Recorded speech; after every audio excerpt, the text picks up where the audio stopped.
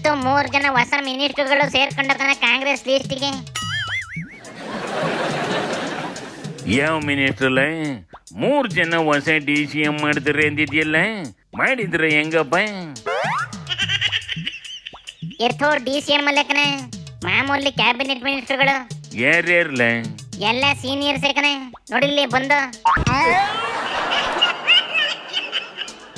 Seniors ಅಂದ್ರೆ BK ಹರಿಪ್ರಸಾದ್ಗೂ ಕೊಟ್ಟಿರ್ತವೆ ಅನ್ಕೊಂಡಿದ್ದಿ. ಇದೇನ್ಲ ಅದನ್ನೇ ಬಿಟ್ಟಾಕವಿ?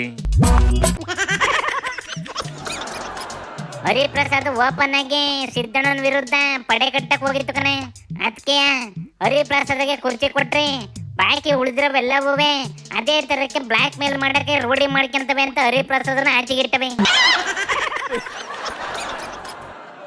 ಪಾಪ ಕಂಡ್ಲೆ, ಇದ್ರ ಪರ ವಹಿಸ್ಕೊಂಡು ನಿಮ್ಮ ಕಡ್ಡಿಪುಡಿ ಸ್ವಾಮಿ ಬೇರೆ ರೋಜ್ಗೆದಿತ್ತು.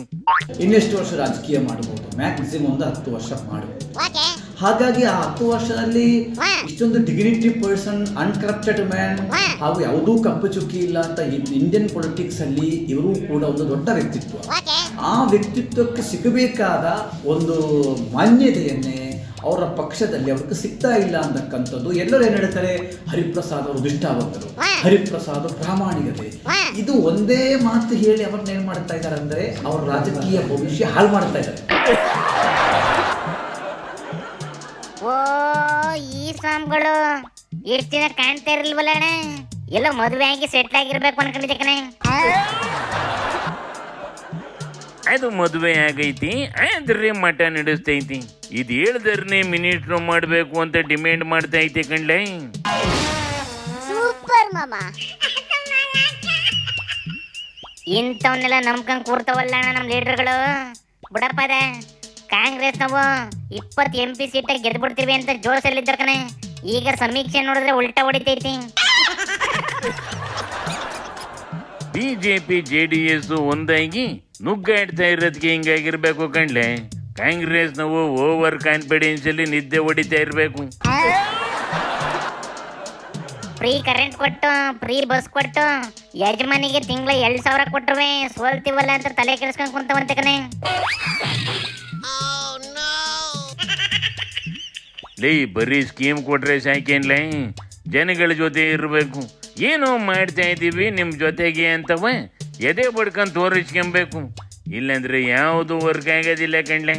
ಏನೋ ಕಾಣೆ ಕಣ್ಬಿಡಪ್ಪ, ಅವೇನೋ ಮಾಡ್ಕೊಳ್ಳಿ. ನಿಮ್ ಪೇಪರ್ ಸಿಮ್ಮನ್ ತಮ್ಮ ಅರೆಸ್ಟ್ ಆಗ್ಬಿಟ್ಟೈತೆ ಕಣೆ. ಹಾಗೇಳೆ, ಅದ್ಯಾಕಂತ್ಲೆ ಅಣ್ಣ ತಮ್ಮ ಏನಾರ ಕಿತ್ತಾಡ್ಕೊಂಡು ಈ MP ತಮ್ಮನ್ನೇ ಅರೆಸ್ಟ್ ಮಾಡಿಸಿ ಒಳಗಾಗ್ಸೈತೆ ಹೆಂಗ್ಲೆ. ಏಥೋ ಪಾಪ ಕಣೆ, ಹಂಗೆಲ್ಲ ಏನಿಲ್ಲ. ಪೇಪರ್ ಸಿಮ್ಮಂದು ಚೂರು ತಪ್ಪಿಲ್ಲ. ಆದ್ರೆ ತಮ್ಮ ಕೋಟ್ಯಾಂತರ ರೂಪಾಯಿ ಮರಗಳು ಕಡಿದು ಅಕ್ರಮ ಮಾಡೈತಂತೆ, ಅದಕ್ಕೆ ಅರೆಸ್ಟ್ ಮಾಡವೆ.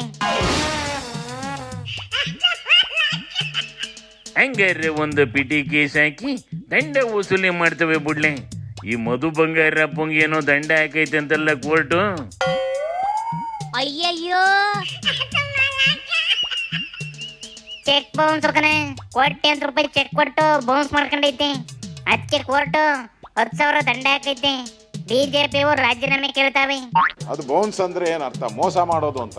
ಮೋಸ ಮಾಡದಂತ ಒಬ್ಬ ಮಂತ್ರಿ ಅಧಿಕಾರದಲ್ಲಿ ಇರುವಂತ ನೈತಿಕ ಅಧಿಕಾರ ಇಲ್ಲ ಅವರಿಗೆ. ಕೂಡಲೇ ಅವರ ರಾಜೀನಾಮೆ ಪಡಿಬೇಕು ಅಂತ ಹೇಳಿ ಆಗ್ರಹವನ್ನ ಮಾಡ್ತಾ ಇದ್ದೀವಿ. ನಾವು ಅವ್ರ ರಾಜೀನಾಮೆಯನ್ನು ಕೊಡಬೇಕು, ಇಲ್ಲ ಅಂತ ಹೇಳಿದ್ರೆ ಪ್ರತಿಭಟನೆಯನ್ನ ಮಾಡ್ತೇವೆ. ರಾಜೀನಾಮೆ ಕೊಡ್ಬೇಕು, ಅವರು ನೈತಿಕ ಹೊಣೆ ಹೊತ್ತು. ವೆರಿ ಗುಡ್ ಕಣ್ಲೆ. ಹೋರಾಡಿ ರಾಜೀನಾಮೆ ತಗೊಳ್ಳೋ ಗಂಟ ಬಿಡ್ಬೇಡಿ ಅನ್ಲೇ. ಈಗ ನಡಿಯಪ್ಪ, ಇಯರ್ ಎಂಡ್ ಪಾಲ್ಟಿಗೆ ಎಲ್ಲ ಕೂರದು ಅಂತ ಜಾಗ ನೋಡ್ಕಿಳನೆ. ಶಿವನಿ ಶಂಭುಲಿಂಗ.